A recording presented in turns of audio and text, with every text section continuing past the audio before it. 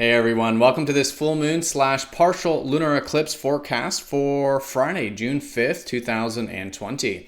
All right, so full moon time, the heightened phase of the lunar month in both deep Scorpio and also healing Ophiuchus. If you're expecting me to say Sagittarius just then, be sure to check out that link down below for more information. We are using the visible sky called true Sidereal Astrology, and it does change the signs from mainstream astrology.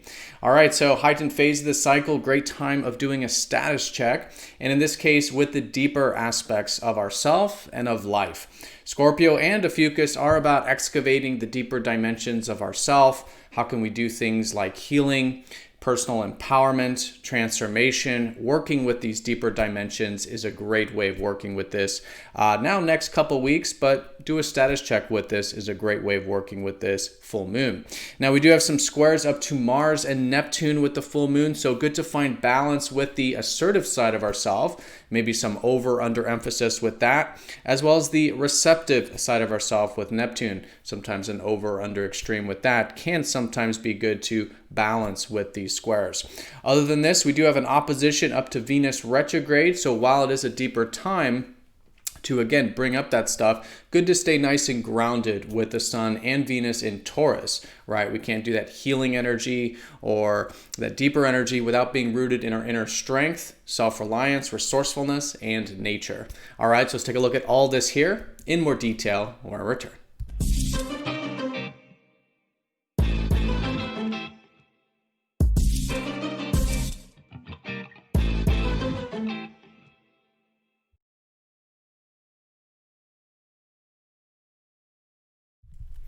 All right, so here is the chart for the full moon / partial lunar eclipse, which will be on Friday, June 5th at 14:34 Eastern time of the Americas, in case you do want to make that calculation for wherever you are in the world. But for all intents and purposes, this video here is for the surrounding days, Thursday through Saturday, as we will be feeling that energy those few days. Now, again, we are using the visible sky. You will notice the signs are different. For example, in mainstream astrology, they did say that the full moon will be in Sagittarius, but in fact, if you do look up at the visible sky, you will see it in between two constellations of Scorpio and Ophiuchus. So again, if you are new, definitely check out that link down below for more information on true sidereal astrology. All right, so heightened phase of the lunar month, great time of doing a status check with these qualities of Scorpio, the scorpion, and Ophiuchus, the serpent bearer. Both of these constellations do involve bringing up deep things from under the surface, things that have been hidden in the past. Great to be aware of, work with, bring to light. Also some deep things about ourself or of the human experience. Good to again bring up, work with. It's all about this excavating with Scorpio and then taking that deeper stuff and working with it with Ophiuchus. Ophiuchus is the healer archetype, right? So as we do become aware of these deeper dimensions, well, what do we do with them, right? It's great to bring them to light and express them and be aware of them, but also to work with them, right? So I think this full moon is great for things like healing. If any wounds come up, either physical or spiritual or mental or emotional, good to work with them, right? How can we essentially redeem these qualities of ourself as part of ourselves, as part of our true self, right? Because our true selves is the full spectrum of the experience of life, right? The quote-unquote good and the quote-unquote bad, right? The stuff that we've accepted about ourselves, but also the things we haven't accepted about life or about ourselves, right? So Ophiuchus is also considered the redeemer, right? So it's about redeeming these lost qualities of ourself or these exiled qualities of ourself that we can then redeem as a part of our true selves and become whole, integrated, and as the Jungians would say, individuated in this sense. So really good for doing things like shadow work, doing things like working with wounds or healing in life in general. Good to help others perhaps, right? Help others heal or work with the deeper dimensions a little bit. Great time of doing things like building trust in relationships, vulnerability, depth, just things about life that involve deeper things like research or esoteric stuff or uncovering things. Really good way of working with this now phase of the lunar month. So with this, great to do a status check. How are these deeper qualities of ourself and redeeming qualities of ourself, the shadow And how can we further implement this stuff for the next 2 weeks as we do continue this lunar month? Now, with all full moons, there's always the importance of opposition, because the sun and moon are opposite. So while Scorpio and Ophiuchus are about the deeper dimensions, we do have and have had the sun and Venus now retrograde in grounded Taurus. So while doing that deeper stuff, it's really good to be grounded into things like nature, into the resources of life, right? Because we can't do that deeper stuff if we aren't grounded, right? If we aren't rooted into life, at least not healthfully, right? If we do look at a lot of ancient civilizations, for example, a lot of the healers and the shamans were always very much rooted into nature and into this strength, right? This inner strength. And so Taurus is the balance to that, which is saying that in order to have healthy depth, healthy intimacy, healthy healing, all this stuff, we do have to be grounded into things like our resourcefulness, our self-reliance, our inner strength, and also nature, right? Beauty, aesthetics, grounding energy, food, nutrition, right? So really good to balance that with this full moon. And with Venus retrograde, it is great to still be rethinking some of our values, especially as it pertains to the natural world, right? This has been going through a reworking process. And so being flexible with that stuff, experimenting with things that do involve the natural realm, or rethinking things like what we value, what is our material values, how can we reintegrate with our natural strength, maybe natural talents, inner stability, right? Good to be flexible with that stuff with Venus retrograde. Now, this full moon is forming some squares, which are in the challenging side, but this doesn't mean that it will be challenging necessarily, as much as it's good to challenge ourselves, right? Squares are about integration, and it usually does require bringing some energy into balance. And with the squares up to assertive Mars and also receptive Neptune, it is great to find balance with these sides of ourselves. With Mars collectively, there could be some over or under extremes with the Mars, maybe aggression, over assertiveness, overconfidence, over attachment, or maybe not enough of it, maybe inactivity or passivity, right? Not enough initiative in action. So one of the questions to ask with the full moon is, how can we find that balanced Mars?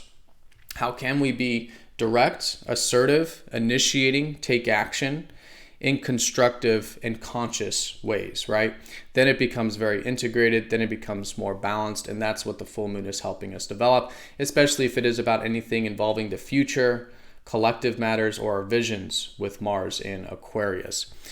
Now, the receptive side of it also holds true, where there could be an over or under extreme with this, with Neptune, who's recently dipped into Pisces. And so with this, there might be a side of ourselves that wants to escape or get caught up into ideals or dreams or fantasies, or not enough of it, maybe apathy, right? Not willing to go with the flow, not willing to accept things for how they are. So this is also really good to integrate as well. How can we find more peace into our life? Accept things for how they are.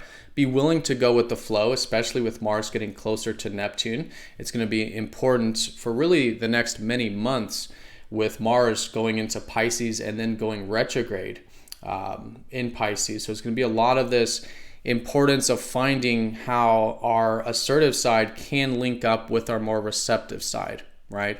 Be willing to go with the flow. Sometimes inaction is the best action, or sometimes listening to the currents of life, whereas life pulling us, and being receptive to that and putting energy towards the current versus trying to swim upstream, right? I think this is a great way of working with this full moon as well. How can we essentially integrate healthy assertiveness, action with Mars, but also receptivity, compassion, acceptance, understanding, and maybe having more of that spiritual development attuned to our inner guidance and intuition with this Neptune square. All right, everyone, so that is the full moon in a nutshell. Now, in terms of the actual aspects, we do also have Mercury forming some aspects around this Friday time of the 5th. Nothing major with this one, but Mercury will be sextiling Uranus and squaring up to Chiron. So maybe our minds are quite progressive. There's an opening for thinking outside the box here around this Friday time period. maybe starting to think about things in new ways we normally haven't, and maybe good to experiment with things that involve our mind or communication. Now with this, these square up to Chiron with Mercury, maybe some things involving learning that could be actually quite healing with this full moon, or using our minds, or maybe communication, right? Maybe talking to someone we're close to, for example, or things that we could be simply doing that involves communication in some way could be very healing and very therapeutic, as well as the learning, right? Maybe picking up that book on healing or something like that makes it a very constructive way of working with this full moon. All right, I do want to mention that there is a trine up to Chiron actually with the full moon as well, which is quite supportive, especially because Chiron is said to be the modern ruler of Ophiuchus, because they both deal with healing. And so in this case, there is some support for some healing, right? We could notice some momentum with that, maybe some support, in a sense, maybe a little bit easy to do that. And so there is that nice trine as well. With Chiron and Pisces, maybe a bit of receptivity and willing to go with the flow. Again, minor though, relative to the square to Neptune, which does require that conscious intention of willing to go with the flow and have acceptance.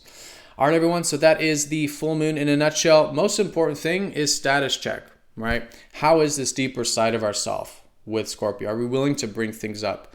Are we willing to express the truth, right? Are we willing to do this inner work, especially with the Ophiuchus, things like healing, depth, truth, trust, right? And redeem the shadow aspects of life. What are the aspects of life that we've shunned or exiled, either about ourselves or life in general, that we can redeem and accept as a part of life? It's going to be very healing, very transformative full moon. And again, great to integrate this for the coming weeks. The squares up to Mars and Neptune. Good to find the balance with the over and under extremes with assertiveness and our needs and personal wants, as well as find the balance with receptivity, right? Having healthy ways of finding peace in life and willing to be accepting and receptive. Also really good with this. And of course, as all full moons are, that balance. In order to have healthy depth and healing in all this, we do have to be grounded in our resources, which has been the major theme for about the past few weeks, of staying grounded in the material realm, into our inner strength, our self-reliance, our resourcefulness, and also nature as well. All right, so everyone have a fantastic full moon. Thank you so much for watching. Be sure to click that like button if you haven't yet. If you're new to the channel, subscribe for more daily videos, and I'll see you all next time for the next daily forecast. Take care.